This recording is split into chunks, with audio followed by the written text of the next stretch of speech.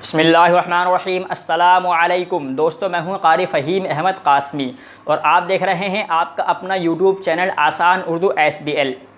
मेरा अज़ीज़ दोस्तों, हर इंसान ये चाहता है, हर अल्लाह का बंदा और बंदी ये चाहता है कि उसकी दुआएं कबूल हों। और कुछ ख्वाहिशात हर इंसान की होती हैं, मेरी भी हैं, आपकी भी होंगी। और हर इंसान अल्लाह से कुछ न कुछ दुआ की शक्ल में मांगता है।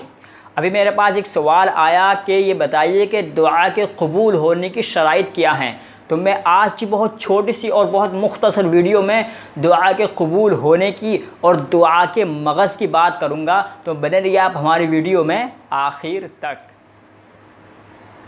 तो मोहतरम नाज़रीन, दुआ के कबूल होने की 3 शराइत हैं। सबसे पहली शराइत ये है कि किसी नाजायज़ काम के लिए दुआ ना की जाए।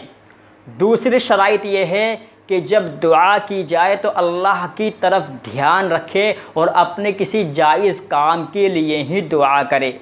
और तीसरी और सबसे अहम जो शर्त है वो ये है, जब दुआ के लिए हाथ उठाए तो अल्लाह की हम्दो सना से दुआ शुरू करे, यानी अल्हम्दुलिल्लाहि रब्बिल आलमीन से दुआ शुरू करे। और उसके बाद में अल्लाह की हम्दो सना, खूब हम्दो सना करे। फिर हुजूर अकरम सल्लल्लाहु अलैहि वसल्लम पर और आपकी ज़ात पर खूब दुरूद व सलाम भेजे। उसके बाद में कुछ दुआएं जो अरबी में याद हों वो करे और फिर जो आपको मांगना है वो मांगे। और उसके बाद में आपको तमाम मुमिनीन और मुमिनात और मुस्लिमीन मुस्लिमात पर भी आपको सलाम भेजना है और उन पर भी दुरूद भेजना है। मसलन कैसे?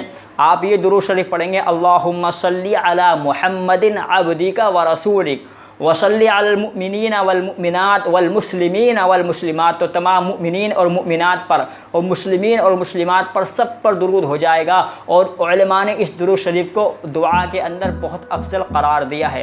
हालांकि बहुत सारे दुरूद शरीफ जो आपको याद हों पढ़ सकते हैं, लेकिन इस दुरूद शरीफ में मुमिनीन और मुमिनात और मुस्लिमीन मुस्लिमात सब पर दुरूद सलाम हो जाता है। उसके बाद में आप अपनी दुआ करें और फिर जब दुआ ख़त्म करें तो फिर हुजूर अकरम सल्लल्लाहु अलैहि वसल्लम की ज़ात अक़दस पर दुरूद भेज कर अपनी दुआ को मुकम्मल करें। ये है दुआ की शराइत। अब दुआ की कबूल होने का मगज़ क्या है? उलमा ने यहाँ पर लिखा है कि जो शख्स ये चाहे कि उसकी दुआएं कसरत से कबूल हों, उसकी दुआएं कबूल हों, तो उसको चाहिए कि वो कसरत से इस्तिग़फ़ार किया करे, क्योंकि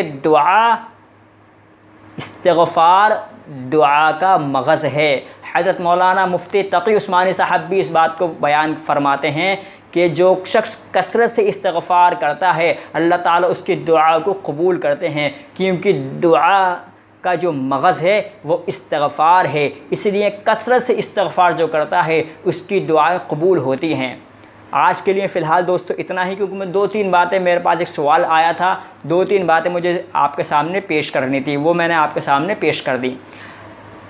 आज की वीडियो आपको कैसे लगी? वीडियो को अच्छी लगी हो तो लाइक और शेयर कर दें। और ऐसी ही दीनी वीडियो पाने के लिए आप हमारे चैनल आसान उर्दू SBL को सब्सक्राइब करना भी ना भूलें। मैं मिलता हूँ आपसे फिर किसी वीडियो में। जब तक के लिए अपना ख्याल रखिए। और यहाँ पर दोस्तों बड़ी सख्त गर्मी पड़ रही है, इसलिए वीडियो ज़्यादा लंबी भी मैं नहीं बना सकता। आपसे इजाज़त चाहूँगा। अल्लाह हाफ़िज़।